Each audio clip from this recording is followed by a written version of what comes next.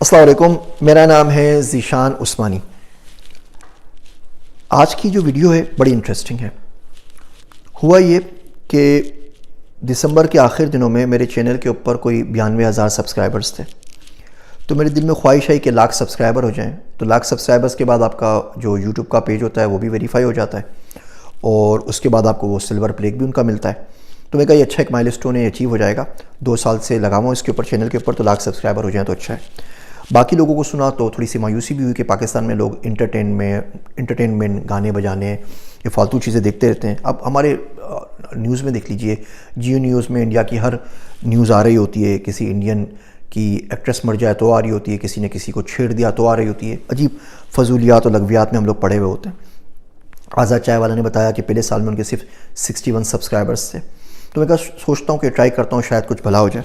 तो मैंने एक पोस्ट बना के लगाई कि ये मेरा चैनल है और मैं चाहता हूँ कि 31 दिसंबर तक इस पर 1 लाख सब्सक्राइबर्स हो जाएं, तो मैं कुछ किताबें भी फ्री दूंगा।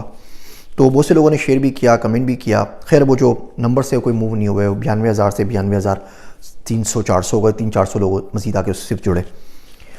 उसके बाद बहुत सारी हेट मेल भी रिसीव हुई। तो बहुत सारी हेट मेल आती रहती है, गुजारता रहता हूँ। एक ईमेल बड़ी इंटरेस्टिंग थी। तो साहब ने बहुत ही गलीज़ गाली से ईमेल शुरू की। मैं नाम नहीं बताना चाहता क्योंकि प्रॉब्लम ये कि लोग बड़े अच्छे अच्छे खूबसूरत नाम रख लेते हैं और फिर हरकतें उल्टी सीधी करते हैं। तो मुझे तो बड़ी हया आती है कि इतने अच्छे नाम के साथ किसी की बुराई में बात करूं। अल्लाह उनको हिदायत दे, मुझे भी हिदायत दे। तो बहरहाल वो ईमेल गाली के साथ शुरू हुई और उन्हें और मुग़ल्लज़ात लिखी। बाकी उन्होंने लिखा कि जी आप भी यूट्यूब के भिखारी बन गए, बस यही काम आपका रह गया है कि आप लोगों के सब्सक्राइबर्स हम जमा करते रहें और आप हम लोगों से पैसा लूटते रहें। और इतनी अगर बड़े साइंसदान बनते हो, इतनी डेटा साइंटिस्ट बनने का शौक़ है और डिजिटल मार्केटिंग पढ़ाने का शौक़ है कि तुम कह रहे हो कोर्स भी बनाओगे, किताब भी लिख रहे हो, तो इतनी डिजिटल मार्केटिंग अपने पास लगा लो। डेटा साइंस थोड़ा सा इस्तेमाल अपनी यूट्यूब के ऊपर कर लो, वहाँ पे क्यों नहीं करते। तो मैंने काफ़ी सोचा उसके ऊपर। उसका बात करने का तरीका गलत था, ईमेल लिखने का तरीका गलत था, लेकिन जो बात कह रहा था वो किसी न किसी हद तक ठीक थी। अगर मैं आपको बोल रहा हूँ कि मैं आपको डिजिटल मार्केटिंग पढ़ाऊँगा या डिजिटल मार्केटिंग किताब पे काम कर रहा हूँ, तो इतनी डिजिटल मार्केटिंग तो मुझे भी आनी चाहिए ना कि मैं खुद कर सकूँ। अगर मैं आपको बोलता हूँ मैं आपको पैसा कमाना सिखा रहा हूँ, तो इसका मतलब ये मैंने ज़िंदगी में खुद तो कुछ पैसे कमाए हुए हो ना।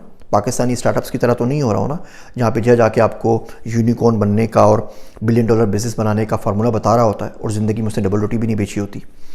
तो मैं कहा ये बात तो उसकी कम से कम सही है।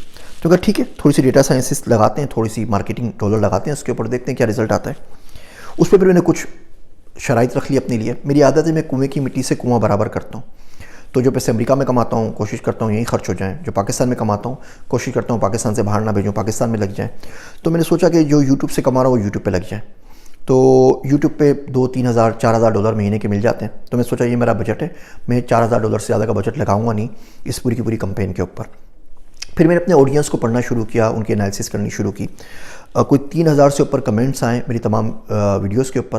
तो पहले तो पाइथन का स्क्रिप्ट लिख के वो सारे के सारे मैंने API से डाउनलोड कर लिए और उसके ऊपर थोड़ी सी NLP रन की कि पता लगे कि ऑडियंस किस किस्म की बात कर रहे हैं। इंग्लिश में कितने कमेंट हैं, अरबिक में कितने हैं, उर्दू के अंदर कितने हैं, कितनों ने गालियाँ लिखी हैं, कितनों ने अच्छी बातें की हैं, किसी ने अगर बात की किसी टॉपिक के मुतालिक तो लोग क्या सीखना चाहते हैं, डिजिटल मार्केटिंग सीखना चाहते हैं, पाइथन सीखना चाहते हैं, लाइफ हैक्स के ऊपर बात कर रहे हैं, होम स्कूलिंग की बात कर रहे हैं, इमिग्रेशन की बात कर रहे हैं, ट्रेवल वीज़ा की बात कर रहे हैं या ट्रेवल व्लॉग्स देखना चाहते हैं। तो उससे मुझे बेसिक आइडिया हो गया। फिर गूगल की अपनी एनालिटिक्स की ऐप्स हैं कुछ, यूट्यूब की अपनी एनालिटिक्स, यूट्यूब स्टूडियो, उसमें देखा तो पता लगा कि जो मेरे ऑडियंस हैं वो सारे के सारे एक्टिव होते हैं शाम 7 बजे से पाकिस्तानी टाइम रात 11 बजे तक सबसे ज़्यादा होते हैं। फिर 11 के बाद कम होना शुरू हो जाते हैं और सुबह में कोई भी नहीं आता। तो एक मुझे सीख मिली कि जो मेरा ऑडियंस होता है वो सबसे ज़्यादा एक्टिव होता है शाम 7 बजे से लेके सुबह 1 बजे तक, लेकिन मेनली जो होता है वो 7 बजे से लेके रात 11 बजे तक एक्टिव होता है, शाम में 4 घंटे के लिए।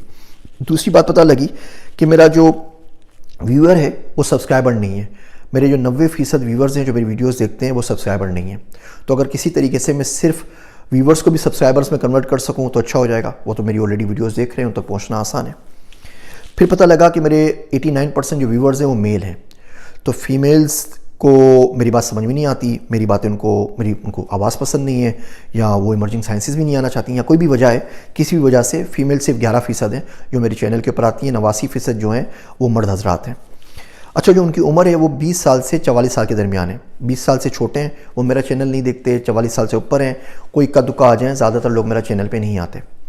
फिर मैंने देखा कि इसमें सब्सक्राइबर्स या सुपर थैंक्स वाले कौन से हैं। सुपर थैंक्स मुझे मिलते हैं ऑस्ट्रेलिया से और इंडिया से। अल्लाह का शुक्र है आज तक पाकिस्तान से कोई सुपर थैंक नहीं मिला। सुपर थैंक होता है कि आप कमेंट करें और साथ में कुछ पैसे भी दें, तो वो मुझे ऑस्ट्रेलिया वाले देते हैं पैसे या इंडिया वाले देते हैं, वो बाकी मुल्क वाले नहीं देते। फिर मैंने देखा कि मेरा चैनल पैसे कमाता कहाँ से। टू माय सरप्राइज़ मैं समझा सबसे ज़्यादा पैसे पाकिस्तान से आते होंगे। सबसे ज़्यादा मेरा चैनल पैसे कमाता है स्वीडन से।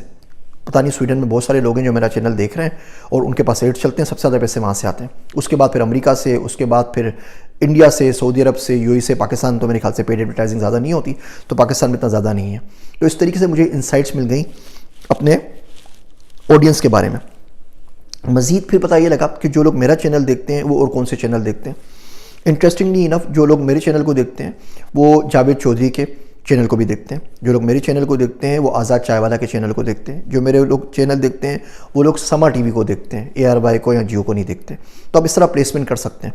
तो इसकी और बहुत सारी एनालिसिस मिलती चली गई। तो तकरीबन मेरे पास ये कोई 37 से ऊपर वेरिएबल्स आ गए अपने चैनल से मुताल्लिक।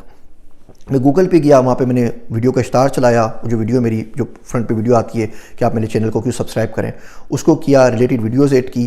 प्लेसमेंट में मैंने लिख दिया कि जी आपने प्लेसमेंट करनी है उन लोगों को जो समा टीवी, जावेद चौधरी और जो 2-3 रिलेटेड चैनल्स देख रहे हैं, और प्लेसमेंट आपने करनी है सिर्फ 7 से 11। तो जो मेरा इश्तार चलेगा वो 7 से 11 चलेगा। 20 साल से 44 साल के मर्दों पर चलेगा, औरतों पर नहीं चलेगा क्योंकि मेरे ऑडियंस है, और उन लोगों पर चलेगा जो मेरे चैनल के ऊपर आ रहे हैं, ताकि मेरे जो व्यूवर्स हैं आप उन्हीं को स्टार दिखाएं। और स्टार के ऊपर मैंने लगा दिया, तो वो स्टार तो पता नहीं किसी की दुआ लग गई है क्या हुआ, वो वायरल हो गया।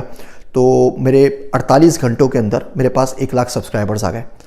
पर सब्सक्राइबर जो मुझे कॉस्ट आई है वो आई है ₹2.15 पाकिस्तानी रुपए में, ₹2.15 पर सब्सक्राइबर कॉस्ट आई है, जो कि बहुत अच्छा कन्वर्जन है।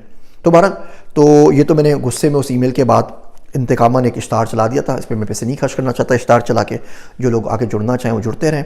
लेकिन जो स्ट्रेटजी मैंने अपनाई थी, आप लोगों ने बहुत से लोगों ने सवाल पूछा, तो मैंने सोचा कि मैं आप लोगों के साथ ज़रूर शेयर कर लूँ कि वो स्ट्रेटजी क्या थी, किस तरीके से इतने सारे लोग आके जुड़े। 2 साल में 1 लाख सब्सक्राइबर हुए थे, अगले 48 घंटों में 1 लाख सब्सक्राइबर कैसे हो गए। इस बात का भी कॉन्फिडेंस मुझे मिला कि जो मैं डिजिटल मार्केटिंग में पढ़ाने वाला हूँ और जो किताब में लिख रहा हूँ उसमें स्टडी सही चल रही है। जो चीज़ें मैंने सीखी हैं वो मैं आपको भी सिखा सकता हूँ इंशाल्लाह ताला, और आप लोग भी फिर इस तरह 1 लाख सब्सक्राइबर ला सकेंगे और पैसे भी कोई इतने ज़्यादा लगे नहीं।